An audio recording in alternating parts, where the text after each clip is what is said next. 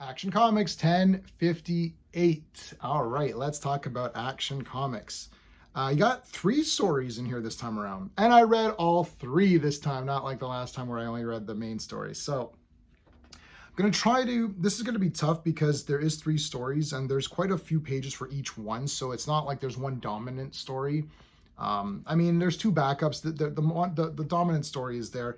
I'm going to use my space system: story, pacing, artistry, characters, enjoyment. Each category gets a score between 0 and 2. I'm going to try to put them all together and give you a final score on the entire comic as opposed to each story. So you might get a plus or minus here and there depending. So I'm going to say as a completed comic, I'm going to give the story a score of 1.5 out of 2. So I liked all 3 stories. The main story, if you remember those guys, the Blue Earth, people who are like, I don't know if they're a cult or whatever the heck they are, wackos. He had an interview. Clark had an interview with the main girl. She grabbed his hand and then did some sort of transferring thing. So it turns out she stole some of Superman's powers and gave it to this other guy.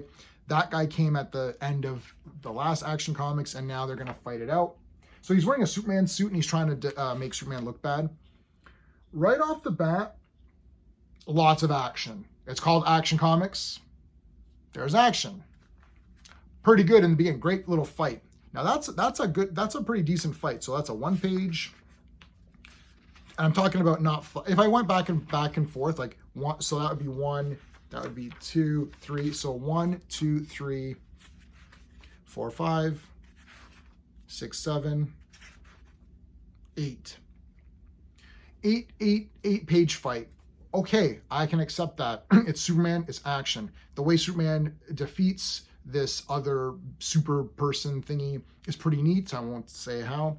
Then we go back to see what exactly happened with the power transfer. Clark comes back home, talks with the super family, and then we get this weird... we get this weird fairy tale that Supergirl tells those super twins. The super twins, I didn't care about them at all. I care a little bit more now because they did a backup story with them and it was very cute. So we'll get to that one. She tells a little fable, a Kryptonian fable. That was kind of neat. John Henry and Superman are talking, and the whole thing is that, well, Superman's a bit drained, right, because of his power, but Steel has a thing that can help him out. So something happens at the very end, which is kind of neat, and he kind of becomes like Man of Steel, but with steel. So that's pretty cool. I like that a lot. The second story revolves around Superman's identity. Now, if you remember, his identity was leaked, leaked. He gave up his identity. And then Luthor created this thing to wipe everyone's mind. So someone in China was killed, and the Chinese Superman, Kenan Kong, he's investigating that.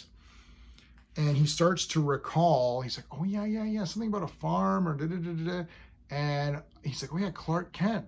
It's like, and then boom, he just falls down and he's dead. I was pretty shocked. So obviously he's not dead for real. They're going to continue that on. But I actually thought that was kind of an interesting story. The third story, Panic at the Parade, involves the twins. And it's just a cute story. They get into hijinks with Bibbo, which is really fun. I don't know. It was fun. I liked it. I'm giving this collectively a 1.5. Yeah, I like the story. Pacing, I'm going to give the pacing a 2 out of 2. I really liked all 3 stories were paced well. The main story, of course, was good too. Had action. I thought the stuff with the twins was very cool. So there you go. The art, I'm going to give the art a 2 out of 2. Now, when I give perfect scores in a category, I'm not saying that the art in this comic is better than the art in, like Kingdom Come or something, or like Alex Ross or like Jack Kirby. I'm just saying that for this comic book, I liked the art. And I'll tell you why. I would have given it a 1.5 because I did like the art generally. But I'm doing this collectively. So this was all nice. This was good with the main story. It had some good stuff, right? It was good. And the middle story was all right as well. So I would have given it 1. Like I would have given it a 1, a 1, a 1, a 1, all the way down. This story had interesting, this story was pretty good too. So again, maybe, a 1. Close, maybe a 1.5 anyways. But the reason why I'm going 1.5 is I actually really liked the art in this story with the twins. I found it to be very, very playful, and it looked really neat to me. And I think it really suited this story. It just like it's just got this really nice kind of fun aspect to it. So that's why I'm giving it a 2 out of 2. I would have been maybe at a 1.5, but I'm going to give it a 2 out of 2 for art. For the characters, I think I'm going to give it 2 out of 2 for the characters. I